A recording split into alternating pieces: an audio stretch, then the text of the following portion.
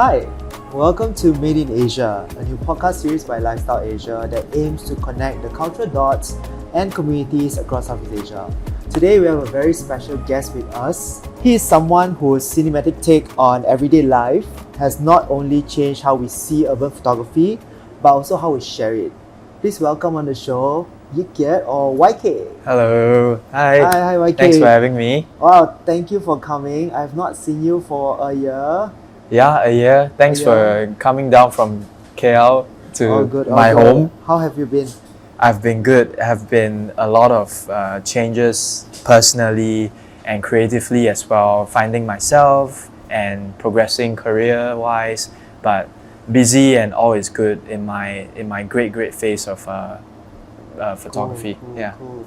Okay, we're gonna start straight to the first question. Cool. And have you maybe introduce yourself first? So my name is YK or Yik Keat, which is YK is my initial, and I am a photographer based here in Singapore, specializing in street photography, basically documenting everyday life, making poetry in the daily, trying to make the audience feel something through my images and videos. I am self-taught. I've been doing this for about 8 or 9 years or so. Okay, so you are also that one person on my Instagram that has like the shortest IG handle. Just Y and K. Yeah. Maybe you can tell us how did that actually started? It's a story that a lot of people are interested, and I think I have spoken this privately with people, but I think like for those of you who are watching this as well, this Instagram handle name was not mine at the very start. Oh. So it was, fun fact, it was actually by someone else. So I wanted this because it's useful for my career. So I picked this username up probably about 5 years ago. And to a lot of people's surprise, they will imagine I have to pay a lot of money to acquire this. Who did you speak to in Instagram or Meta? So I spoke to someone who used to work at Instagram, and because that account was inactive, I managed to grab hold of it. I contacted the original person on Facebook. He was not responsive on Instagram. So I managed to find the same name and profile photo somehow, and he agreed to have it for free. Oh. So I got the username just like that, and it became unknowingly also a brand that people know me for now. We'll talk about YK later and the brand, but maybe you can share with us something we don't know about you. I am a huge, I'm also a very routine and structured person. So actually I would like to tell people that my job makes me cool, but if you strip my job aside, I'm actually a very boring person. Really? I make coffee, I do the same thing, I stretch every day, and like I need to do a certain set of things to start and end the day. So I'm like a naggy old grandpa, like I need to do all this before I continue my second step of like process and everyday like stuff. So I'm a very boring person if you strip my creativity away. Okay. So that means like what, you have a very, very full and organized calendar? I do. I'm very organized in my home, and also digitally I structure and organize every single thing to people's surprise. Usually creative, they are free flow. So does that also reflect in like how you are as a photographer, where everything needs to be... You're right. Yeah. So in some sense, if you look at my images, and for people that hasn't looked at it, if you take a deep look at it, compositional wise and framing, there is a certain routine and certain structure to it. And I take that from, I think, my personality and how I grew up. I grew up studying engineering. I grew up also being very structured. I need to do A and B to proceed with C. And being boxed in like that, when I dabble into the creative world, I became this 50-50, half structured and but half creative person, which makes me, I guess, I didn't know how to embrace that. At the very start, I thought I was like a fake, like imposter, like trying to be something. but I am fully embraced that now. So I'm like, which I also have it tattooed on my arm. Wow. So this is like a camera, and then it's me, and like a building, because I'm like, That is so yeah. so proper as well. It's symmetrical. Look at that. Yeah, very detailed as well. Yeah. So it's fully embraced the identity of my. Nice. At the very beginning, you actually wanted to study aerospace electronics. Yeah. That have been a passion, I believe, when you were young. And then after that, you dabbled into the whole idea of street photography and shooting people. That's quite a pivot. What actually drew you into photography in the first place? So I have a huge passion for aviation and flying actually, but at that time, Instagram just launched. So this was maybe 13 years ago when it was square and like those filters. Yeah. So I started downloading it and trying to see what is up with this new social media. And I realized people were posting actually photos that were taken with just their phone. And back then, I have an iPhone 4. Back then, the filters was... Yeah, Let's not even go there. it's beautiful. Yeah, it's vintage. Yeah. Yeah. So it was something that I was very intrigued because it's so different from my engineering structured daily, living. This was something fresh. So I was very interested. I took the time after school to go around Singapore and take pictures. And it was, so all these were an accidental passion. Like I fell in love with it because I was trying, and the process was interesting, and social media was very intriguing because I could get people's reaction just by my phone, and that was very new back then. That whole instant gratification Right. thing, right? Yeah. But when you first started, right, what was your subject matter? What were you shooting? I was shooting a lot of just random architecture and design of the buildings because I was very drawn to that. Singapore has a lot of beautiful structures, beautiful buildings, Yes. and I think that was my starting canvas because that was painted out to me in front of my face, so I just had to take, and I was also mimicking what people were taking off in the past. A lot of people were taking architecture shots internationally, so I wanted to give my own flair, the Singapore version, and post it online.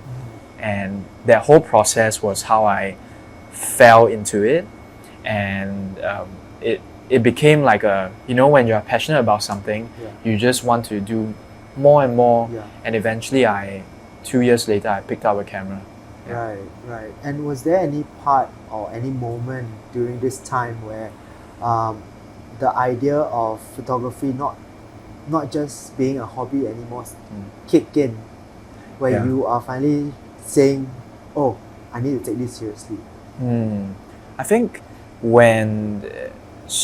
timeline wise, I dabbled into it around like 16, 17 years old. And at that age, I have to still finish my diploma. Okay. So after I finish, as a Singaporean, every guy has to go into military, right? So during that 2 years, I was serving the nation, but I also had time to think. So that was when I was thinking, maybe I can try this full time after I come out. So nearing to the end of my service, I had to make a decision. So to apply for a university or do this photography thing full time, and this too is a different world. Yeah, correct. Yeah. It is. And through months and months of thinking and also persuading my parents, because Asian parents, some of them, my parents are traditional, so they prefer me to have a stable path. So Traditional route. yeah, traditional route. So aerospace is very stable, engineering and good pay, and you get a certain prospect, certain progression. But it took me a while to convince them to try this photography thing. So I made, a lot of people actually don't know this, but I made a bet with my parents. Oh. Yeah, I was telling my family basically, like, can you give me 1 to 2 years to try this? And if I fail, I can go back to university. I'm still very young back then, so Yeah, it's yeah, okay. yeah. Yeah. So during that 1-2 years, I went all out and did whatever I can Yeah. to do this for a living. Yeah. Yeah. So did you win the bet? I'm here now speaking as a But in the photographer. first 2 years? I did, in a sense whereby I landed in newspapers and actually even on TV. So those are traditional media that my parents associate as Consume, successful. yeah. So I think that actually helped me a bit into persuading them. Yep. And I continued and told them, basically reassured them, this is my progress. You can see it. I'm And how going do to they do feel more. right now? Right now, Yeah. I think they feel still very Asian. They're very proud of me, but I think they don't tell me straight in the face. They tell their friends, their other relatives, and extended families, but they support me not directly. Yeah, just like Were they one of those Asian parents that like will keep the newspaper cuttings and like I wish they would. I think in the past I actually cut the newspaper and kept it myself, and then I presented it to them. I actually lost the newspaper. I think I was moving house and like it was gone. But I think maybe right now if there's something huge on a poster, they would keep it. But now everything is digitally on the websites and everything, so they just share. so they follow you on Instagram? They and do, they yeah. follow Facebook, your everything. Yeah, they follow my journey, like Yeah. supporting me from this side. Yeah. Let's talk about the next phase of your journey when COVID happens. And that time, the whole world hit a pause. And for a lot of creatives, I do think, I think not just creative, but for a lot of people, we find our way to pivot, to keep moving, right? And you mentioned in one of your recent social media posts in terms of how COVID changed everything for you, going from an all-time high to pretty much the lowest point of your life. Yeah. Can you walk us through that moment briefly, especially in that first 6 months? Yeah, I think the first 6 months was very crucial for every creative because it was, for me at least, it was a huge breaking point. I think because my job involves a lot of traveling and outdoor, and my work surrounds natural lighting, interacting with people and all that. So imagine that being stripped away instantly, the next day, literally. So my entire emotion and system was like confused. Almost like losing your vision Yes. tomorrow, you know? Yeah. So imagine that. That was how I felt, and I'm sure a lot of creative people felt as well. So the first 6 months, to summarize it, I think I was lost. I was confused, sad, mix of emotions that was more on the low end. I didn't really know how to process because, first of all, I have no jobs, and second of all, I have too much time. So a good and bad thing, you know, having We too all much went through the time, same thing. you it's new. Like back then, you don't really know what to do with so much time. So it took a while. So after 6 months, there was the graph started to go up a little bit. I reflected and I was like, why not let's just use this time that I have. And back then, we all don't know when COVID will end, when we can go out. So I experimented at home. I did photography at home. I figured that maybe my process was something that people would be interested. So I broke it down and share on social media. So that's when I dabble onto TikTok. Back then it was just booming because everyone is crazy on it. And I shared my educational route on there and on Instagram as well. Thankfully, very grateful, it became so well received that it now is my second niche, which is very interesting because not only people love that, but clients and brands also want that in their campaigns. So that has become a part of my identity. But have the pandemic changed the way you photograph? would lie actually if I say no, but I do not know what direct change it has on me. But I think over COVID, because of the time that I had to reflect, I became more sensitive to everything around me after COVID. Okay. I became this more philosophical person. Very sentimental. Yeah, very sentimental, a bit more emotional. emotional on my approach for creativity. Yeah. So you would actually say that it helps you with your creative expression, being a better storyteller? To break it down, I think before COVID, I was all about perfection and having things to look as it is 10 out of 10. And then COVID actually pivoted my creative journey for me, where I learned how to embrace the flaws, and it doesn't need to be perfect all the time. Yeah. The process also is equally important. Yeah. It's okay to mess up, and it's okay to show the whole thing. And that's what people now want nowadays. Yeah, authenticity, Yeah. right? I think Yeah. COVID also kind of like made us human again. It is. There's this humanizing element that it really like draws you back to the ground. Yeah. And I think that in a way impacted a lot of us in terms of how we storytell, Yes. how we write a story or Mm. even photograph like what you do. Yeah. Yeah, I You're right. think that's pretty cool. But and let's talk about Instagram and also social media platforms that keeps you connected to the people around you, your community, your followers. In your own words, how did social media actually help you from the very beginning? Was there any unexpected opportunities that came through social media back then? I think social media for me has always been both a voice and also a platform where I can connect with people. So by voicing out myself and also reaching out to people, it became this powerful tool whereby I get connected with people not even from Singapore. So, and also clients start looking for me because my work is all on Instagram. Yeah. 80% I would say. And just by having a page like that lands me a job that I would never think of. Yeah. Like for example, also shooting for tourism boards and shooting for clients that wants me just for my vision and not just any other photographer.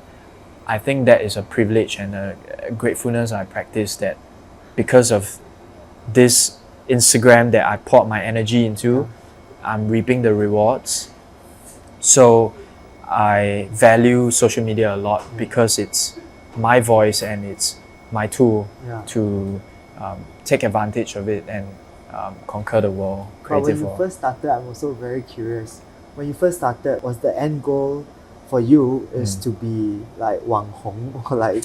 Okay, I get it. To be honest, I think 20-30% of it, yes, because I think to be successful, you do need accolades and numbers and all that. So I do want to have a certain following to be able to command like certain jobs and like certain position in the digital media. Yeah. But I think at the very start, I will never want it to consume me. Yeah. Like I will never want it to be my identity. Like I don't want to be someone because I'm like famous just because of numbers and all that. I want to be known for my craft and my artistry. Yeah. So I think that's what I stuck to from day one. Numbers do help, and not going to lie, it gives a certain advantage Of course. to so many things. But if you strip all of that aside, I think I want people to know me for my authenticity in creating what I do. Yeah. And speaking about numbers, you obviously have over 1 million followers on Instagram and 2 million on TikTok. Yeah. From the very beginning, how do you actually cope with this popularity and now being like a very huge public figure? I think at the very start, the whole trajectory was actually very progressive for me. I think for people nowadays, the trajectory is a spike. Yeah, it's a spike. quicker. Yeah. So I think being viral and being popular, it's easy now. Any post can go overnight, super viral. Correct. But I think the second step is to sustain. I think that's the difficult part. Do people still remember you 6 months down the road? Because there is another post that will take over you the next day, Correct. right? Yeah. So I think at the very start, I'm all about being consistent and building a niche, a brand, basically, that people associate with. So I cope with numbers. Being an irony, I cope with numbers by ignoring the numbers. Yeah. How are you doing that when you're an organized person and you look at data in this certain way? Yeah. I look at data and all that, but I see this as work. Okay. So I try not to let the numbers, it does affect though. It does affect me emotionally. When a post does bad, of course I'll feel sad and be like, why is this not doing well? Right? And it affects my day to day as well. Correct. So it's a mental struggle. Every day I have to fight this, and I'm sure people who are watching this, they understand. Yeah. Those who post, they are creators and influencers. So it's important to be consistent even on your bad days. It's like going to the gym. It's showing up for yourself when you are feeling bad. Just do it. Yeah. So that's a lot of content creators also struggle with this whole comparison and like imposter syndrome and like there's this inner saboteur that's telling you that probably you're not doing enough. Probably you're not doing the right thing. Yes. But how do you know what is the right formula actually? There is honestly, like, if anyone tells you there is a formula or you see a video saying that, I think like please don't don't follow that, please. I think that's like the more you are seeing someone work and success, it co-directly actually relates to a comparison perspective, right? So I think being in your own zone and realizing that you have your own path, it's key to being happy with your own progress. And not everything is perfect again. So very grateful for how the space now values authenticity. But of course, numbers drive the game sometimes, most of the time. So I think learning how to balance is key. Correct. It's important to look at numbers because stats do show a certain performance, but also don't let that strip your creative identity. Don't succumb to numbers and become a slave to the algorithm instead of a slave to your artistry. I rather, I am a slave to my artistry. I'll never let numbers like consume my entire identity. Correct. I think you're right. And also there's so much backstory to and social media posts. You said nothing is perfect, but nothing is on social media is 100%. It's probably like the 5% that you see, right? It's well crafted and like everything is thought out of, and 5%, right? The 90% is the back end. Correct. So it's such a difficult thing to process because we consume digital media 90% of the time. Correct. So it's hard to rewire and reverse engineer in a sense whereby let's appreciate the physical life. But our thought is always in digital, on the phone, on a laptop and everything. That's true. So it's a huge struggle for creatives especially that dabbles onto social media. So I got a question for you. How many % of you is actually on social media? I put a lot of craft and preparation to whatever I post. Nowadays I put more of the process as well, and my thoughts, my authenticity in terms of how I approach certain videos and images. But I think in my private life, the other 50% is where I choose to, I guess, gatekeep and I still value that physical life and I think a certain level of privacy. Yes, privacy and all that. So I would say a good 50 split. Well, very interesting. We thought that it's only the tip of the iceberg, Right. Because it's just one photo, but it's like maybe 3 days of work. It is, yeah. But I also now share my 3 days work flow. Correct. So maybe back then it was just 10% when I was chasing perfectionism. Correct. After COVID, sharing my process, I share a part of myself also, bound to be. happening. So it increased to 50. Yeah. Okay. And so when do you actually realize that your content wasn't just about photography, it was about teaching, sharing, community building, and storytelling? I think it's a big pivot during COVID. COVID made me realize that I want to connect with people and I want to share my thought process. And it makes me, when people message me and tell me in person that they value a lot of my certain videos, it helped them in photography, it makes me so satisfied, like deep inside. So that became my passion within the passion. It became my calling on wanting to share, wanting to help the community, right? By sharing, you build a community together. It's two-way. You share, they receive, they share with you. You might learn something from them. And you build this space better for the region, for the country. And it does help that with the numbers I have and with the platform I have, the more I share, I guess the more people resonate with it. So I'm very grateful to have this platform to be able to share my thoughts and process. What do you think is the most exciting content that you put out that generates the most engagement with the community? Educational is one big pillar. Basically, it drives a lot of content because it engagement because it brings value, direct value to people who wants to learn, who wants to pick up something, right? And also it aligns as well with my vision because I enjoy teaching. So that is the strongest performing pillar that I have. But also I want people to see the work I put out from my heart, direct, pure artistry. So I try to balance both of that. And then, of course, with this whole boom and this rise, then it moves on to the next phase of your life where you start working with a lot of big brands. That includes Adidas, Porsche, tourism boards like you mentioned earlier, and heavily working with Apple as well.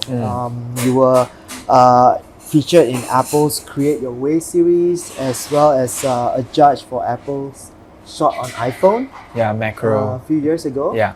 On top of that, I think we want people to know that you were also photographing for the Louis Vuitton Men's Spring Summer 2021 show in Singapore.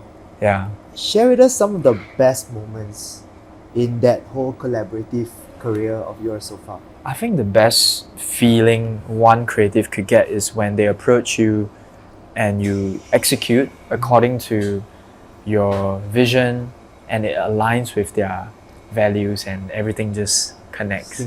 Everything just syncs. I think that is one of the greatest feeling you can have, where they value and trust you to let you have, the playground to create your canvas. And you can be still real to your true aesthetics and your own values, yes, right?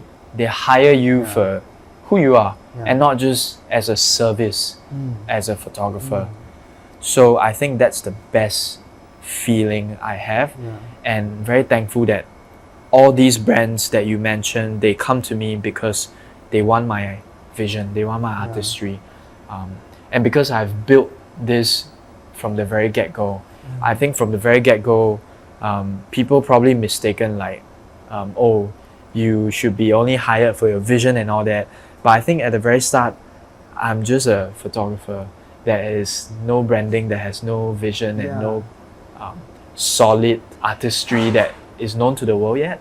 A lot of creative that just starting out, and me myself included when I first start out, you are bound to do jobs that you're just providing service. And it's fine. Do that and keep building. And that's when you with consistency and building, you build a name for yourself. You build that niche, and people will, word of mouth or digitally understand what your niche is, and slowly brands will come hire you for your niche. And that's what I am very grateful for the brands that approach me now, they hire me for my vision. But I do believe like in the past perhaps the brands or some people they do take creatives for granted, right? Just Yes. as an act of service. Yes, yeah. But for you personally, have you ever like turned down a lot of jobs? I turned down quite bit of jobs in terms of two types. Like first is something that I completely don't do, right? For example, like makeup. Like I wouldn't do makeup because it's not part of my brand. Okay.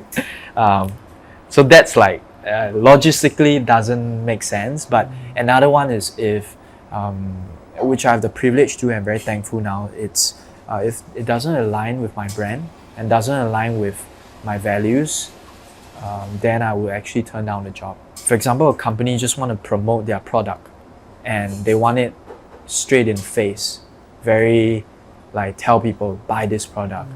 I will reject it because I don't want to be just a sacrifice, a medium for you to use my platform just to blast out. Yeah. I want to create something for you and for my audience. Like we shake hands. Yeah. So those are jobs I will decline. So how do you balance the whole commerciality and also your creative vision? I think for that, it needs to be communicated and discussed between the client and myself. So if they are open, I'm always open as well to discuss with them how can we marry your vision. I do understand you want to sell your stuff, but please also respect me and I want to help you sell your stuff. But I also want to connect with my audience. So how can we work together on something? Because you know your platform the best, right? Yeah. And it's not like for someone to come and tell you what to do. Yes. It's like asking a chef, can you make me something I want? Like you gotta have the chef have his own artistic flair. And you are also reaching out to the chef because you know what the chef is good at. Yes. Yeah. Right. Yeah. So I think balancing is key. Okay. And speaking about like your visuals, your work, they are very clear in terms of its mood, right? Urban, storytelling is very important to you, almost poetic. Who and what actually influences your style, like especially when trends are constantly changing, are constantly moving? Who actually are your biggest influences? Honestly, I think this would be a funny answer, but no one. No one actually influences me in terms of I don't have like a solid one person as an idol or basically someone whose work I worship. I think it's because I take inspiration from the raw everyday life. That's what I worship. Like that's what I value, the authenticity of everyday living. So I try and take the life out of that and create something on my own. From those everyday things, right? I actually, maybe some people, it helps them in their inspiration and creativity to look at digital media, websites and magazines, photo books basically. I don't actually read any of them. It helps me for my purity and creativity. I am creating based off my interpretation of life. I don't have any other source of distraction that makes me it dilutes my purity, if you get what I mean. And I'm very curious what actually is in your mind right now. Many different things. It's interesting because it's very much like you're self-reflecting all the time. I believe everything is very internalized. Right. So I look at something and on some days of course I'm a clown and then be like haha that's funny or like whatever, but then like I think sometimes I also look at things and try and see very cliche, but like if it does teaches me something personally or creatively, and then I journal a lot, so I would like write down and then be like, does this morph into something maybe? So I keep notes on a lot of things. And that's why you mentioned you are quite an old soul. People watch, I have coffee and then just like wow, very interesting. And I think one thing that we have to be reminded again and again is that you are pretty much self-taught all the way. Pretty much from. And how long has this career been again? Full-time 7 years, 8 years, but from the get-go learning photography it's been like 13 years. 13 years. Have you ever questioned your journey so far? Yeah, all the time, every day, even up till now. I think because it's just that the worry is different. The tone of worry is different. At the very start, I'm very scared not getting jobs. Very scared of not building a brand and surviving the industry. But right now, my fear is I fear being redundant, not being relevant. I fear being not relevant anymore. Maybe years to come. Things are moving so quickly now, so I have to adapt and I have to embrace change and continue my artistry. So this balance is extremely hard in this generation because there are so many capable people and you are fighting with everyone. This whole idea of sustaining this career, right, as a creator is not easy.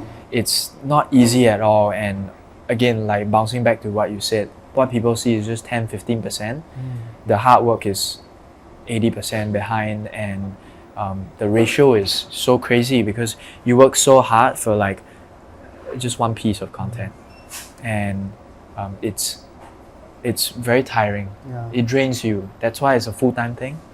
So that is something that so my fear tonality is different through my stages of career. From what I'm hearing right now, I can safely say or confidently say that you are quite an introvert.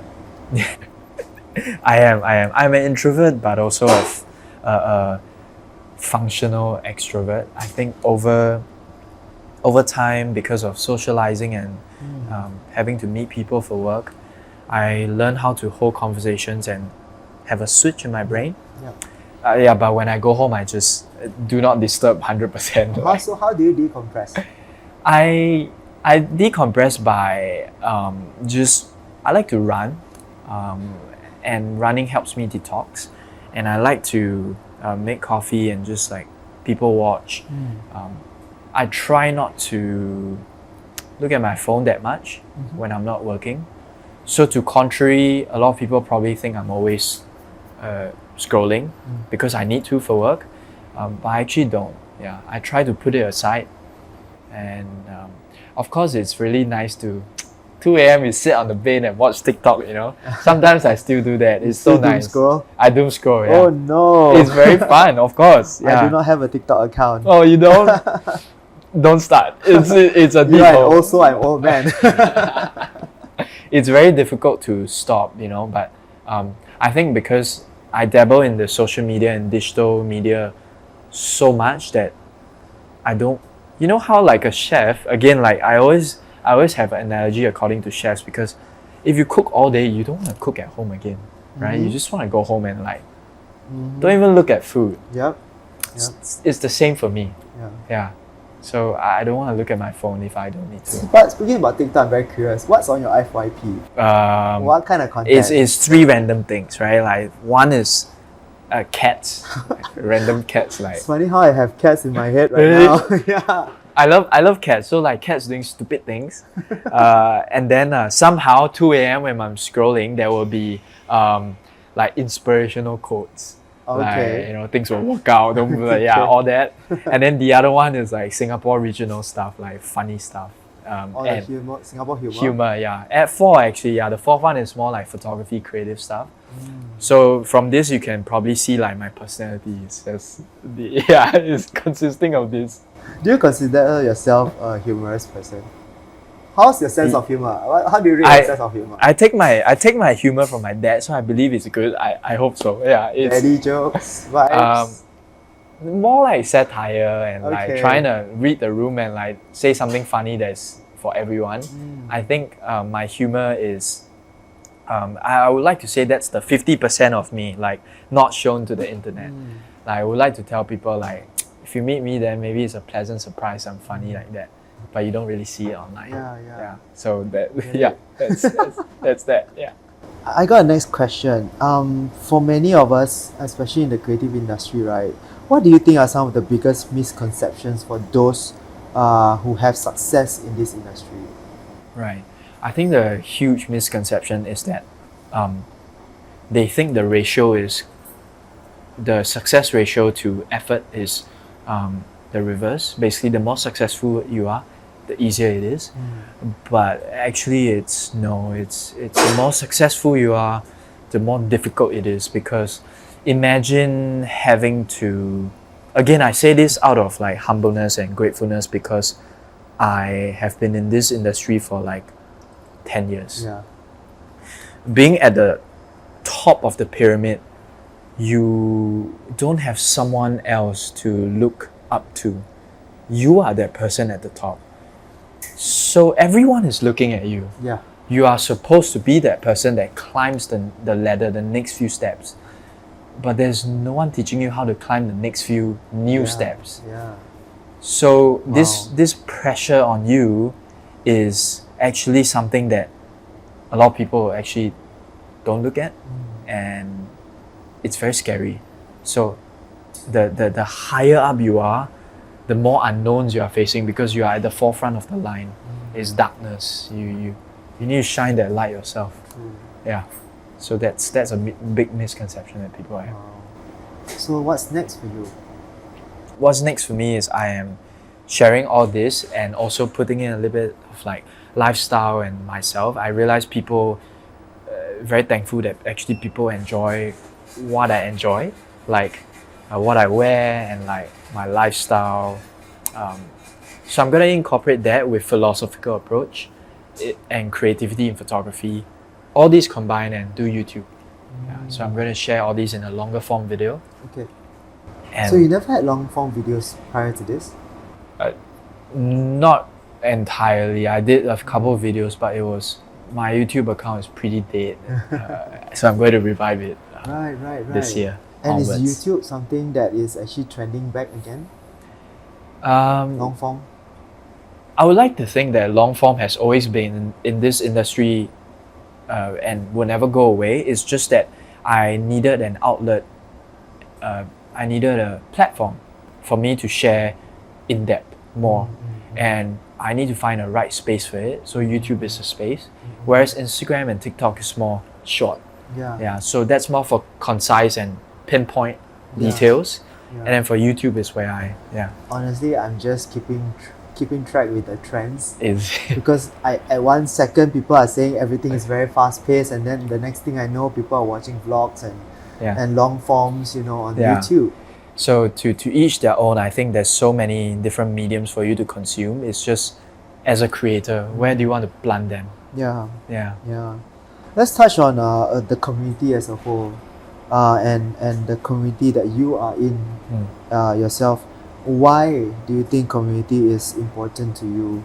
I think community, it's one of the most important factors in creativity and building, because you share with each other, and in return you help the industry grow faster than before. I don't want to gatekeep and basically not share, because I think sharing is the most generous part of you. If you are so generous, you actually receive more than you share. I really believe that. Yeah. So It's an ecosystem. It's an right? ecosystem. And what goes around comes around. You're right. Yeah. Yeah. And again, like I mentioned just now, people, after learning from you or exchanges convos with you, they also share their thoughts, and it will inspire you, and it's a two-way street.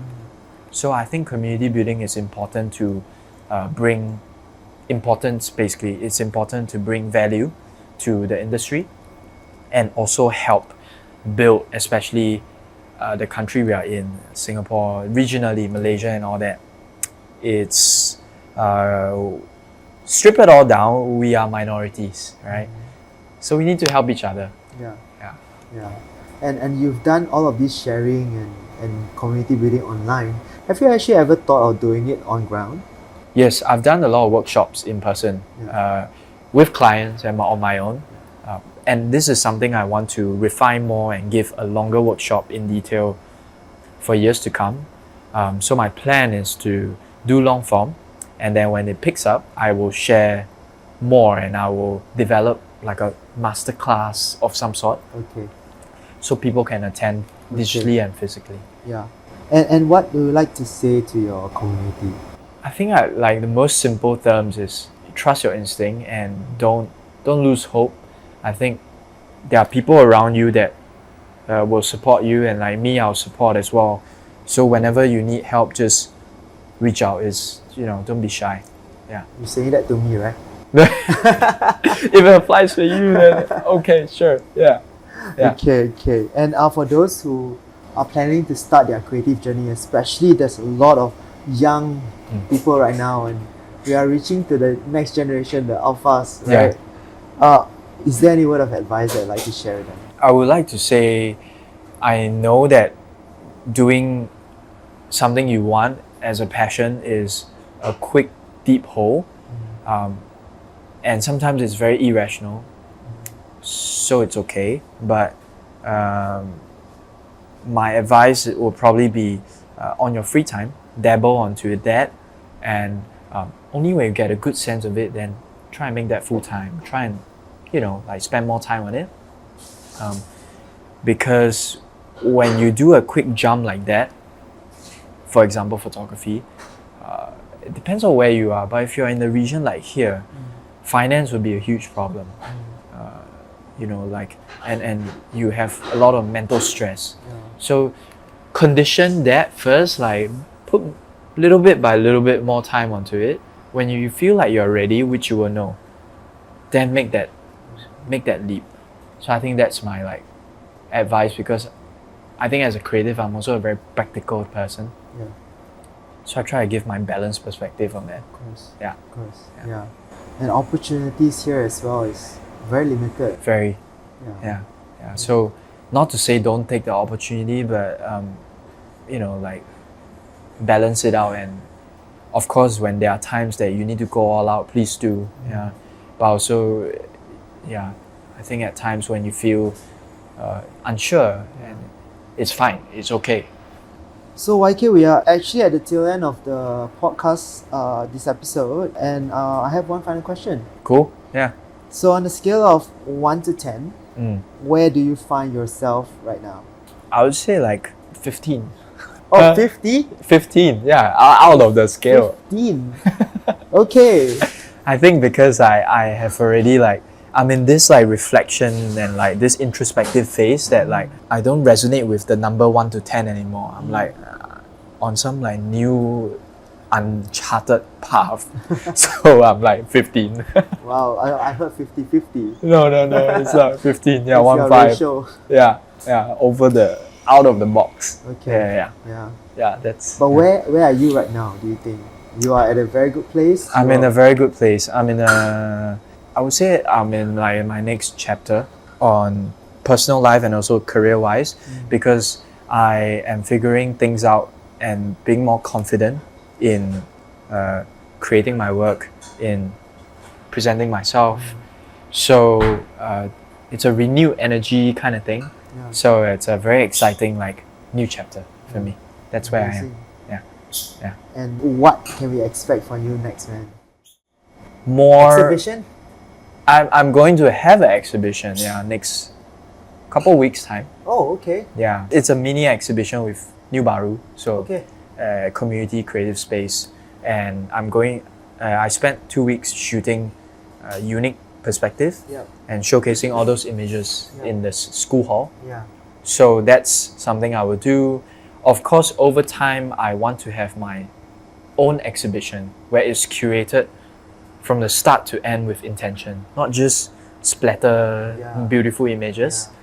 That will take a long time, but I think right now, what I'm building on and people can expect is more of my vulnerability in terms of how I approach my struggles and photography and my personal life. All this weave together into something of a content that people can relate to. Yeah. That's it. So Cool. Thank you so much. Thanks. Cool.